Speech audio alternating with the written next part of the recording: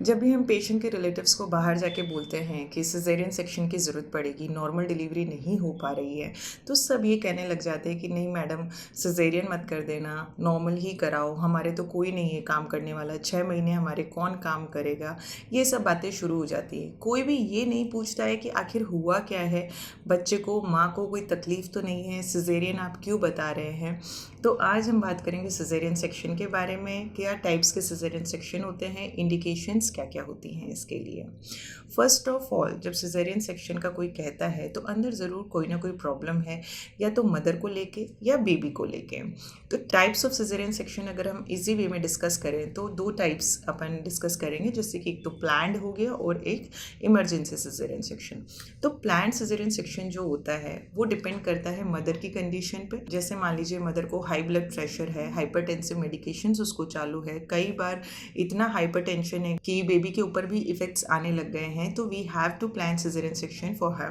कई बार डायबिटीज़ होती है, वो आउट ऑफ कंट्रोल होती है, ऑन इंसुलिन मदर है फिर भी कंट्रोल में नहीं है, बेबी को इफेक्ट्स हो रहे हैं, तो we have to plan caesarean section. कई बार प्लेसेंटा, जिसको अपन आउल कहते हैं, वो एकदम बच्चेदानी के मुंह के ऊपर होती है, तो उसमें नॉर्मल डिलीवरी पॉसिबल नहीं होती है, क्योंकि बेबी के हेड की जगह आउल नीचे आती है, जिसकी वजह से ब्लीडिंग हो सकती है, और ब्लीडिंग इतनी सीवियर हो सकती है कि वो आउट ऑफ कंट्रोल होके एक जो सिंपल नॉर्मल केस होता है वो काफ़ी इमरजेंसी हेक्टिक केस में चेंज हो सकता है। जब बेबी की वजह से जो प्लान्ड सिजेरियन सेक्शन होते हैं उसमें आता है, जैसे कि मान लीजिए बेबी IUGR है, अपन ने कलर डॉपलर सोनोग्राफी कराई, बेबी को ब्लड फ्लो नॉर्मल नहीं आ रहा है, एब्सेंट है या फिर रिवर्सल हो चुका है, तो इन केसेस में क्या होता है, अपने को सिजेरियन सेक्शन से बेबी उठाना पड़ता है, क्योंकि बेबी उस टाइम लेबर पेन्स नहीं हैंडल कर सकता है, वो टॉलरेट नहीं कर सकता है, वो डिस्ट्रेस में जाएगा। तो जब भी आपको कोई डॉक्टर सिजेरियन सेक्शन की राय देता है तो ये पीछे का सब छोड़ दीजिए कि कौन करेगा काम, ये सोचिए कि आखिर प्रॉब्लम क्या है जिसकी वजह से सिजेरियन सेक्शन एडवाइस किया जा रहा है। ये मिथ जो बन चुका है कि सब ज़बरदस्ती काट देते हैं, ज़बरदस्ती सिजेरियन सेक्शन करते हैं, कोई भी पेशेंट को खोपचे में ले जाके कोई भी सिजेरियन सेक्शन नहीं करता है, सब आपके सामने होता है। जो भी कंडीशंस होती हैं आपको पहले समझाई जाती है, आपका साइन लिया जाता है, उसके बाद में ही सिजेरियन सेक्शन किया जाता है।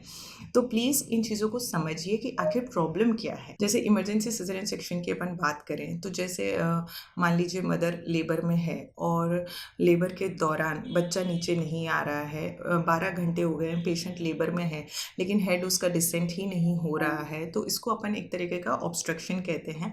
या फिर हो सकता है मदर को सिफेलो पेल्विक डिस्प्रपोर्शन हो, जिसको अपन CPD कहते हैं, वो पहले ही जज कर लिया जाता है। उसमें क्या होता है कि जो पेल्विस है मदर का, जो हड्डी है पेल्विस की, वो छोटी है और उसमें से बेबी डिसेंट नहीं हो पाएगा, उसको अपन CPD कहते हैं, तो बेबी ऑब्स्ट्रक्शन में जाता है, उसकी वजह से अपने को सिजेरियन सेक्शन करना पड़ता है। दूसरा, मान लीजिए बेबी डिस्ट्रेस में आ गया है, बेबी ने मिकोनियम पास कर दिया, जो कि अपन नॉर्मल लेमन लैंग्वेज में बोलते हैं कि बच्चे ने लैट्रिन कर दी है, तो उस केसेस में भी सिजेरियन सेक्शन की बहुत ज़रूरत पड़ती है। या फिर बेबी की हार्ट रेट नीचे आ गई है, मदर बहुत एग्जॉस्ट हो चुकी है, मदर की पल्स लो आ चुकी है, तो अपने को जो मदर और बेबी दोनों को सेव करने के लिए सिजेरियन सेक्शन की तरफ जाना पड़ता है। या फिर मदर को मान लीजिए कि प्रीवियस सर्जरी हो चुकी है, यूट्रस पे कोई भी स्कार है, जैसे कि बच्चेदानी के ऊपर कोई भी एक कट आ चुका है, उसके ऊपर टाँके हैं, या तो कोई गांठ निकालने के लिए ऑपरेशन किया गया हो या पहले एक सिजेरियन हो चुका हो, तो ये केसेस होते हैं जिनमें कि हम इलेक्टिव सिजेरियन की तरफ प्रोसीड करते हैं। तो जब भी सिजेरियन सेक्शन हो तो ये सुनिए कि मैडम ने सिजेरियन सेक्शन क्यों बताया है। नेक्स्ट अपन बात करेंगे साइड इफ़ेक्ट्स की। तो साइड इफ़ेक्ट्स जो हैं, जब भी सिजेरियन सेक्शन होगा, ये एक तरीके का सर्जिकल प्रोसीजर है जिसमें एनेस्थीसिया दिया जाता है। तो दो तरह की रिस्क हो गई, एनेस्थीसिया रिस्क और प्रोसीजर कॉम्प्लिकेशंस। एनेस्थीसिया रिस्क, कोई भी टाइप की सर्जरी हो, हर एक सर्जरी में एक टाइप का एनेस्थीसिया रिस्क होता है। आपके पास एक ट्रेंड एनेस्थेटिस्ट होता है, तो उसमें आपको टेंशन लेने की ज़रूरत नहीं है, हर चीज़ आपको समझाई जाएगी। नेक्स्ट आता है प्रोसीजर कॉम्प्लिकेशन। तो कोई भी सर्जिकल प्रोसीजर हो, ब्लीडिंग हो गया, हेमरेज हो गया, इन्फेक्शन हो गया, इस टाइप के कॉम्प्लिकेशंस आपको किसी भी सर्जरी में मिल सकते हैं। पेशेंट पहले से एनीमिक है तो इन्फेक्शन के चांसेस थोड़े से ज़्यादा रहते हैं, वैसे हम ब्लड वगैरह सब इशू करा के ही अपन प्रोसीजर की तरफ जाते हैं, लेकिन फिर भी एक टाइप की कॉम्प्लिकेशंस होती हैं। तो इन कॉम्प्लिकेशन से डरना नहीं है, कॉम्प्लिकेशन तो हर चीज़ में होगी, नॉर्मल डिलीवरी में भी कुछ भी हो सकता है, ब्लीडिंग तो नॉर्मल डिलीवरी में भी हो सकती है, तो ब्लीडिंग इधर प्रोसीजर में भी हो सकती है।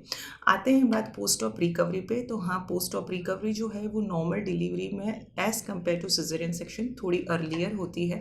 सिजेरियन सेक्शन में जो स्टिचेस आते हैं उनको 4 to 6 वीक्स लग जाते हैं हील होने में, लेकिन फिर भी एज अर्ली एज 3 मंथ्स में पेशेंट कैन रिकवर फुली।